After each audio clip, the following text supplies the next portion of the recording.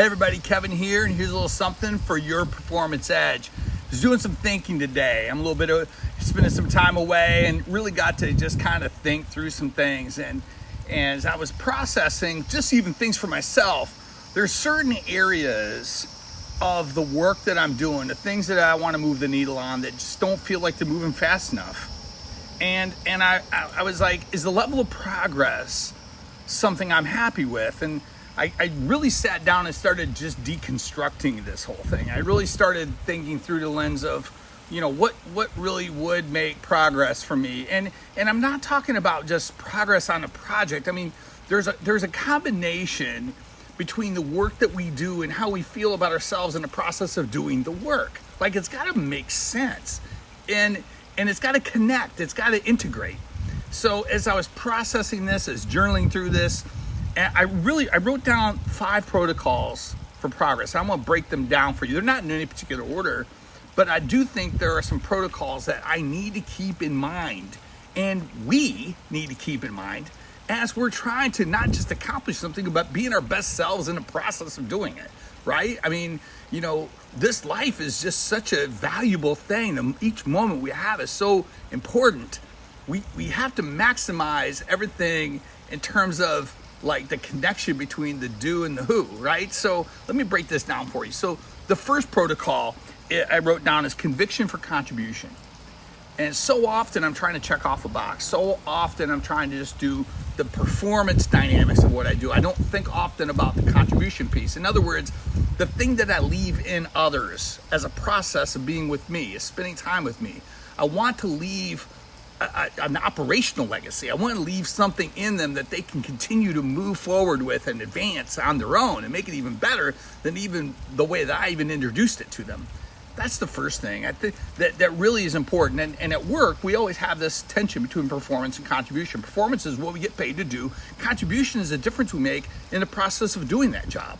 It is that legacy that we leave, that SOP that we put in place, that thing that is a game changer for the organization, not just you getting a box checked off. Okay, so that whole idea of conviction for contribution, I got to be more convicted around making sure that I'm doing that part of it. Second thing was appreciation for activation. And so often I tend to think before I do way more than I should. I do think that my bias for action has increased. But what does that look like for you? Like, what's your activation level when it comes time to where you thought about it enough? And most of the time, I think we think about it way more than we do anything about it. So what does that look like for you? What is the protocol for you for activation? And do you appreciate that? Do you value that? Do you I'm glad that I'm a person who takes action. And do I have to know everything before I can do anything? No, you don't. So dig into that one. And then the third one is the deletion of distraction. And I've been working on this thing with my coach on just looking at the stuff that basically sucks our life away. And we're looking at, obviously, social media and telephones. It's the very thing I'm talking to right now. And this whole idea of the fact that there is a generation who will have years of time invested in this device that I'm talking to, it isn't like a waste. I mean, there's tons of value here. I think the key is that whole idea of what's the part of it where it's useful and where's the part of it where it's distracting, where it keeps us indifferent or keeps us unfocused or gives us an excuse to avoid or do creative avoidance when it comes to the things that we need to activate on, right? So, or the areas that we need to contribute in. So think about that one for a second. Then the fourth one is the resolution or to resolve to relationship. In other words, I was thinking about this. There will be a time when I think people will pay a premium to be with people. Like, I do think that as AI takes over and continues to advance, as we become more distant, we've seen this since COVID. There's this real push to try to pull it all back. I just don't know how successful that's going to be.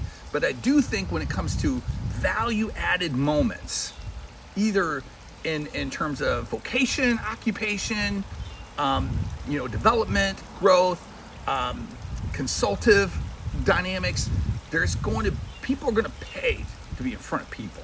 They're going to want to walk with somebody. They're going to want to talk with somebody. They want to feel them, and really get the answer to the question and through the nuance of the answer. I think that's going to be something that I think in the future is going to be just off the charts. And then last is focus on freedom. And freedom is that whole idea of being ridiculously free. It's getting your acceptance, your significance, and your security from the right place. In my case, I get that from Christ. I get that from my relationship with Him, because I know He accepts me, right? I know I'm significant. I know I'm secure. And I don't have to do this dance for everybody else to kind of show that I kind of have this thing that in terms of my value, I just get to be. And there's ridiculous freedom in that. Ridiculous freedom. And I do think ridiculous freedom paves the way to having a resolve for relationship.